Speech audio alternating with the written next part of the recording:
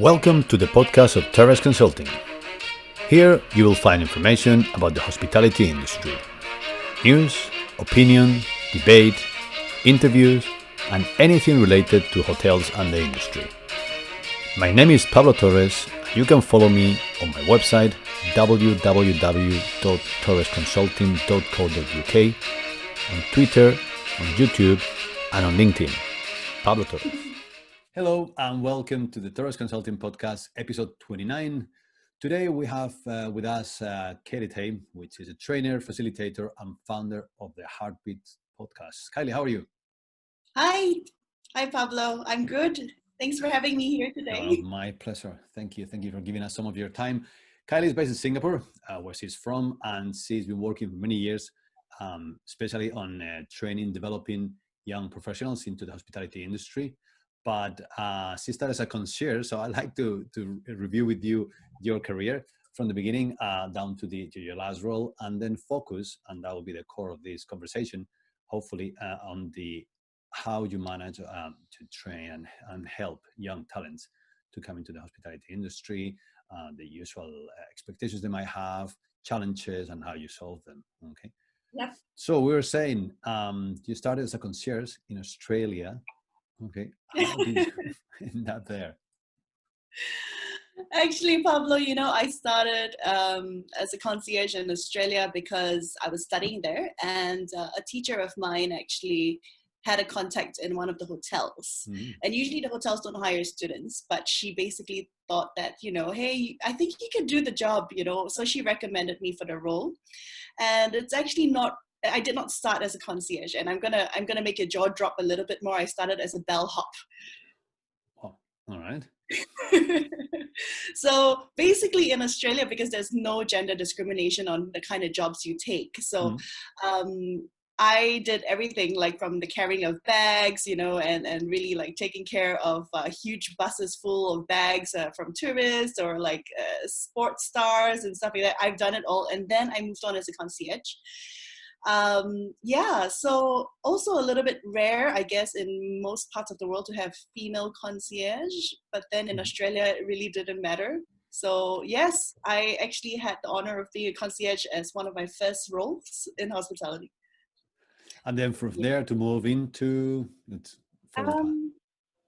so after I left Australia, basically when I came back to Singapore, I actually looked for a job in hospitality, and at the point of time I actually did not find a job. I worked as another type of concierge. It's a specialist concierge position for white label for banks, and we do like absurd requests like, can you buy an elephant for me to a temple in India kind of requests.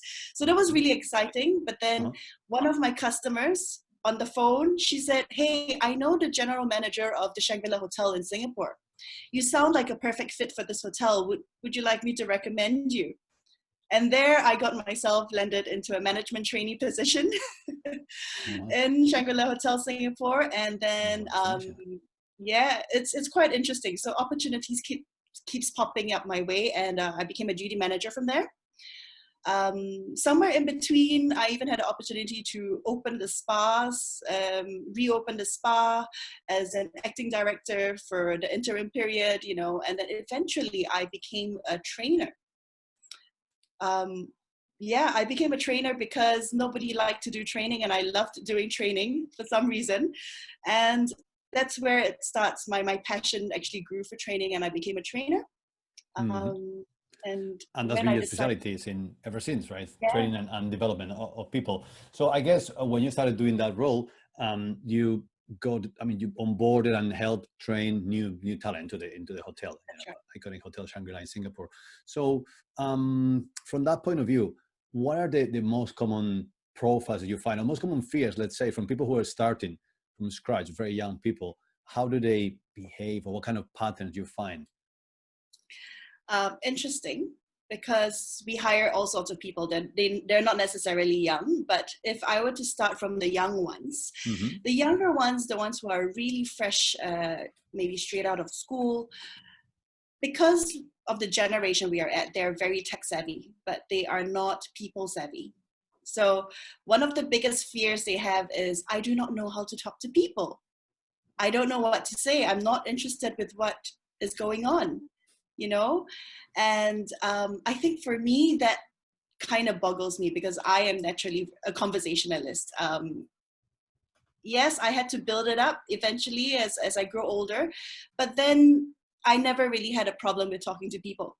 And so this next generation that we're hiring, the new fresh hires, the fresh grads, they come in and they don't really know how to have a people, like a human conversation.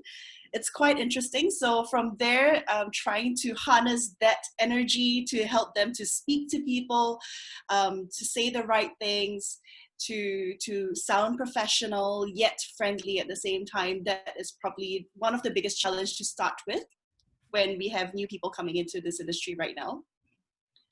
Yeah. Mm-hmm. Which So is interesting because I mean they want to work in the service industry, yeah. but at the same time they have that personal challenge on the personal communication. Yeah. Mm-hmm. Mm-hmm. So Yeah. I guess it's a tough job. And you were saying that would be the main characteristic from the young people, but at the same time you say it's not only in young people that you hire. It could be different roles or maybe more senior sort of profiles. So different kind of characters in that sense. Yeah. Yeah. Mm-hmm. So for people who are older, it could be resistance to technology. Oh. So it's like a flip side, you know, the young ones do not know how to talk to people. The older ones have resistance to the technology in that sense. So they feel that, okay, I would rather do everything on pen and paper. And I don't see a problem with that as long as you still keep it productive. But there are times where you want to teach them a new product or a new technology. It tends to sit in a little bit slower. So there's different ways of introducing information to different types of trainees, in my opinion, in that sense. No, absolutely. It does make sense. Yeah. Mm-hmm. Okay. So for your career, going from your bell girl, can you say Bellhop, gender neutral bellhop. There you go. Bellhop, all the way up to training and developing talent. Have you had anyone who has inspired you as a professional in your career? So in the hotel that I used to work at when I was a management trainee, at the end of my training program, I guess I would consider him more like a sage than a mentor. So this gentleman, he is a very, very inspiring person. He's got a very big personality. And there are a few things that he said to us as a group that, you know, became like your mantra. So one of it is, this too shall pass. So whatever that happens, whatever problems you face, you know, it will pass. You just have to let it go, because if not, you kind of bog yourself down. But the same gentleman actually sat me down at the end of my traineeship, and he told me this. He said, Kylie, you're going to face a lot of challenges in your life in this industry, especially from where you are, because you don't think the same way as the people in your industry from where you are from. So you're going to face a lot of challenges, and don't let them, you know, like, don't let it lose your spark, you know, just keep going with your mission. Just keep going with whatever you want to do, because you have this ability to inspire people with very interestingly, he said, you have a soft and hard combination, like a soft touch and a hard touch, like combination that actually, you know, you get things done, but in a nice, soft way.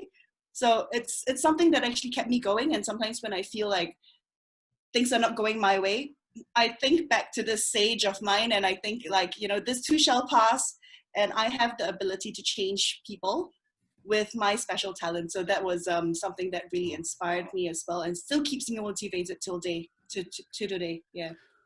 Which was one of the questions that I have for you. So what keeps you inspired and motivated? Because you have, no, I mean, honestly, I mean, you have this very bubbly personality. You're always show yourself a very positive person. And I have that in mind. So, I mean, that kind of answers the question. That's what keeps you motivated. Knowing that you have the ability to change people. That's a very nice one. Beautiful one. And linking into what you say now, you now have a new project, which is a beautiful one. It's a podcast that you have, also your Facebook page, Heart for Hospitality, or Heartbeats, and the tag in there is taking hospitality from transactions to transcendence.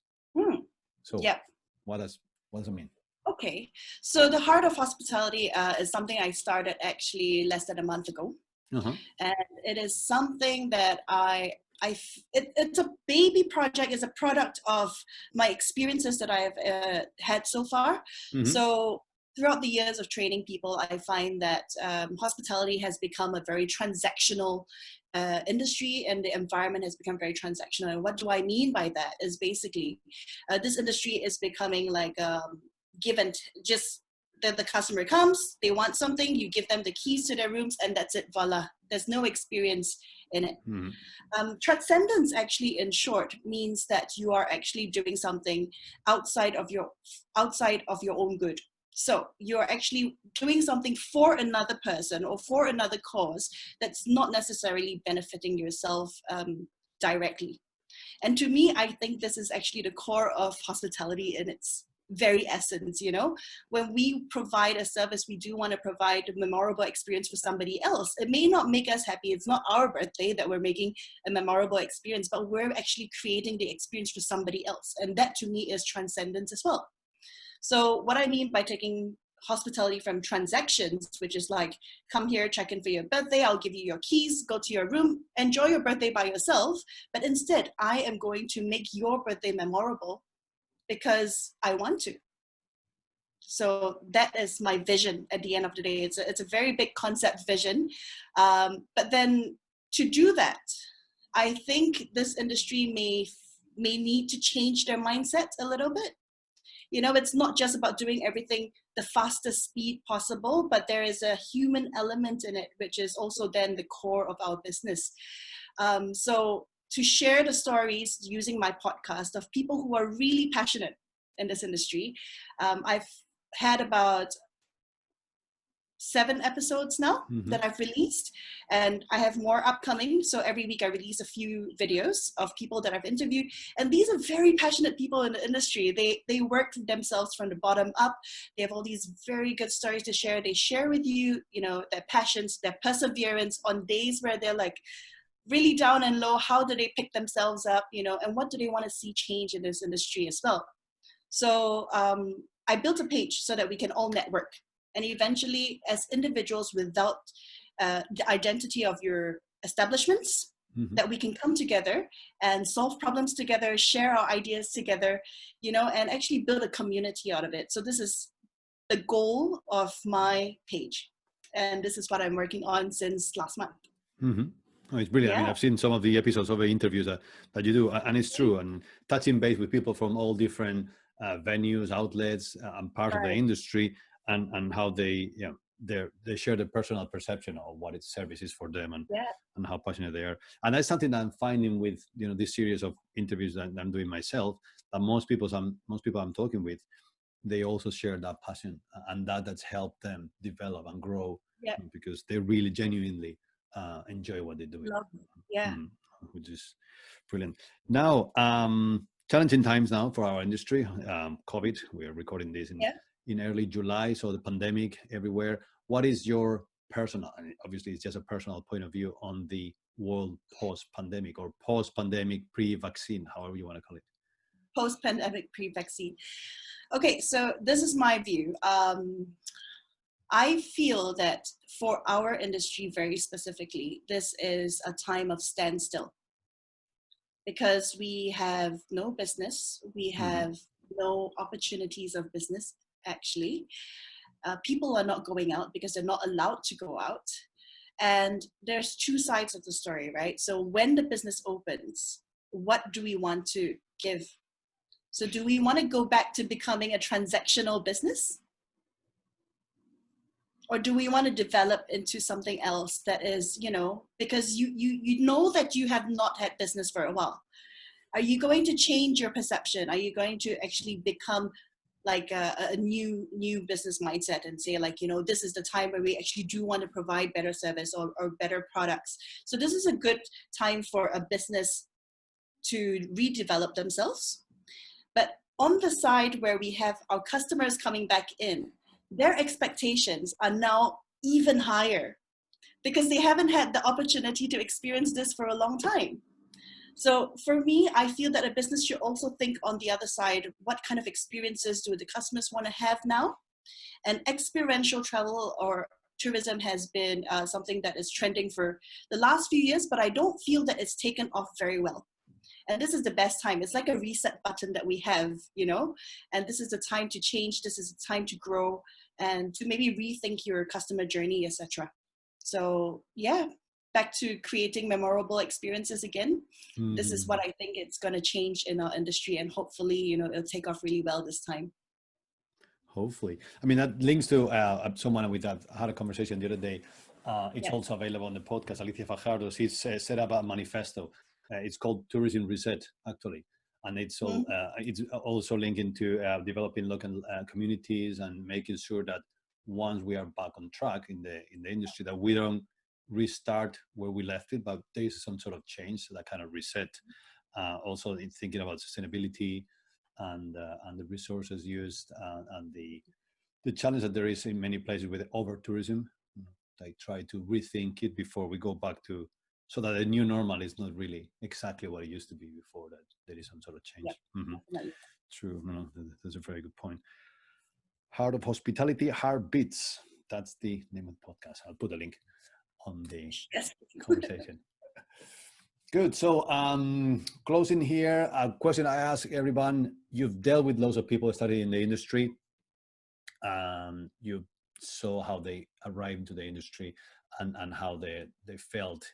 What could be your piece of advice for the people who haven't started yet? So who might be either starting and they're considering joining the industry, or they are maybe switching roles, switching jobs.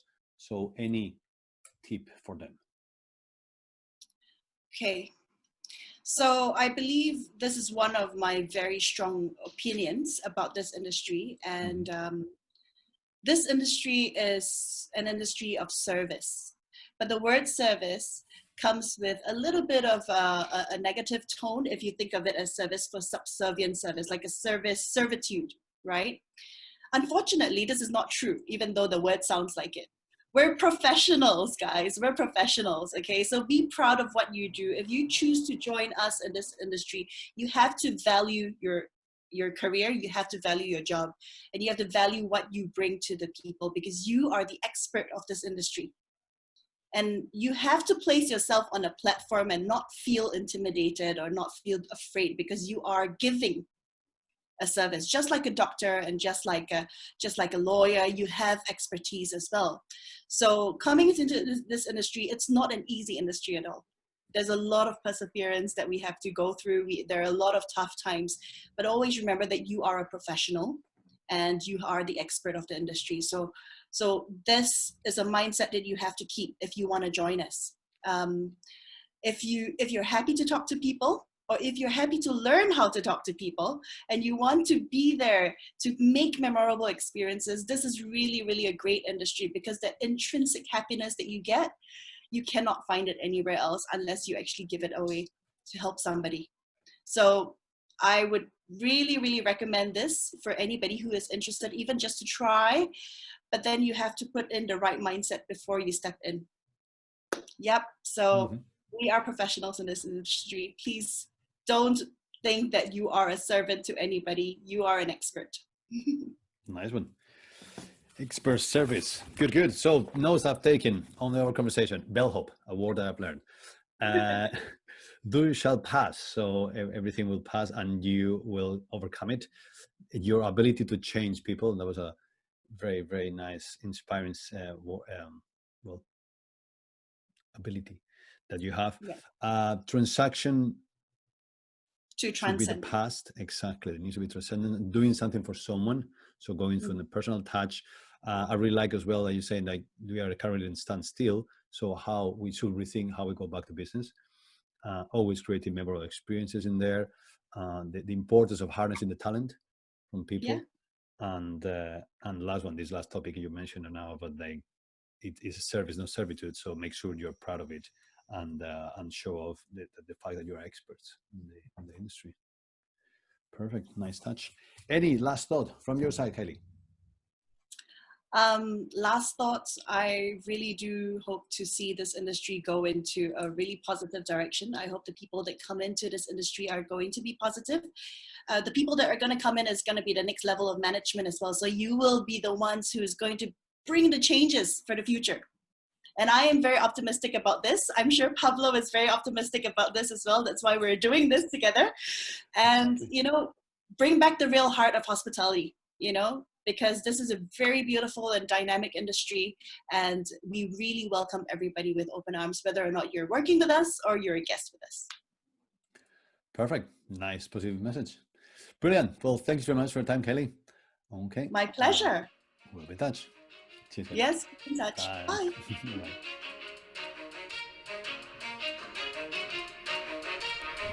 That was all for now. Hope you found it useful. Remember that you have more information on our website www.torresconsulting.co.uk, on LinkedIn, on YouTube, and Twitter. Stay well. Goodbye for now.